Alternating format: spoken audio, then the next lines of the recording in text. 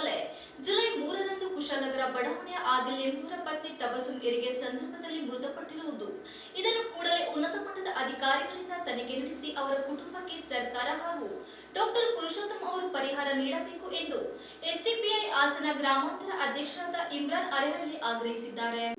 ಗ್ರಾಮಾಂತರ ಜಿಲ್ಲೆ ಹಾಸನ ಸರಿಸುಮಾರು 15 ವರ್ಷಗಳಿಂದ ನಾವು ಸಕಲೇಶಪುರದಲ್ಲಿ ಹಾಗೂ ಹಾಸನ ಗ್ರಾಮಾಂತರ ಪ್ರದೇಶಗಳಲ್ಲಿ ನಮ್ಮ ಪಕ್ಷವು ಸಾಮಾಜಿಕ ಸೇವೆಗಳನ್ನು ಮಾಡ್ತಾ ಹಾಗೆ ಅನ್ಯಾಯದ ವಿರುದ್ಧ ಹೋರಾಡ್ತಾ ಬಡ ಜನರಿಗೆ ಹಾಗೂ ಮಂಗಳವಾರ ಸಕಲೇಶಪುರದಲ್ಲಿ ಪತ್ರಿಕಾ ಕಚೇರಿಯಲ್ಲಿ ಸುದ್ದಿಗೋಷ್ಠಿಯಲ್ಲಿ ಮಾತನಾಡಿದ ಅವರು, ಇದೇ ಜುಲೈ ತಿಂಗಳ 3ನೇ ತಾರೀಕಿನಂದು ಪಟ್ಟಣದ ಕುಶಾಲನಗರ ಬಡಾವಣೆಯ ನಿವಾಸಿಯಾದ ಆದಿಲ್ ಅವರ ಪತ್ನಿಯಾದ ತಬಸುಮ್ ಅವರಿಗೆ ಹೆರಿಗೆ ನೋವು ಕಾಣಿಸಿಕೊಂಡ ಸಂದರ್ಭದಲ್ಲಿ ಕ್ರಾಫರ್ಡ್ ಆಸ್ಪತ್ರೆಯ ವೈದ್ಯ ಡಾಕ್ಟರ್ ಪುರುಷೋತ್ತಮ್ ಅವರ ಬಳಿ ತೋರಿಸಿ ನಂತರ ಶಸ್ತ್ರಚಿಕಿತ್ಸೆ ಬಳಿಕ ತಬಸುಮ್ ಮೃತಪಟ್ಟಿದ್ದು.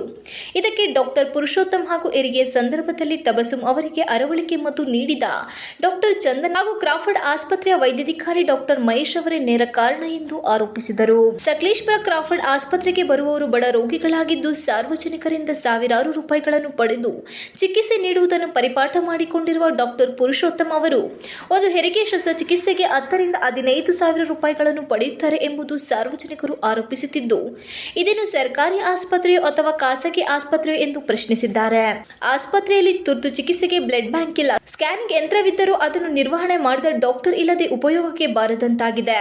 ಇನ್ನು ಕಳೆದ 15 ವರ್ಷಗಳಿಂದ ತಾಲೂಕು ಆಡಳಿತಾಧಿಕಾರಿಯಾಗಿ ಸಕಲೇಶಪುರ ತಾಲೂಕಿನ ಆಸ್ಪತ್ರೆಯಲ್ಲಿ ಕರ್ತವ್ಯ ನಿರ್ವಹಿಸುತ್ತಿರುವ ಡಾಕ್ಟರ್ ಮಹೇಶ್ ಅವರು ಇದೀಗ ಕ್ರಾಫರ್ಡ್ ಆಸ್ಪತ್ರೆ ಆಡಳಿತ ವೈದ್ಯಾಧಿಕಾರಿ ಆಗಿಯೂ ಹಾಗೂ ತಾಲೂಕು ವೈದ್ಯಾಧಿಕಾರಿಯಾಗಿಯೂ ಕರ್ತವ್ಯ ನಿರ್ವಹಿಸುತ್ತಿದ್ದು, 2 ಜವಾಬ್ದಾರಿಗಳನ್ನು ಸರಿಯಾಗಿ ನಿರ್ವಹಿಸಲು ಸಾಧ್ಯವಾಗುತ್ತಿಲ್ಲ ಎಂಬ ದೂರುಗಳು ಸಹ ಇವರು ಕಾರಣ.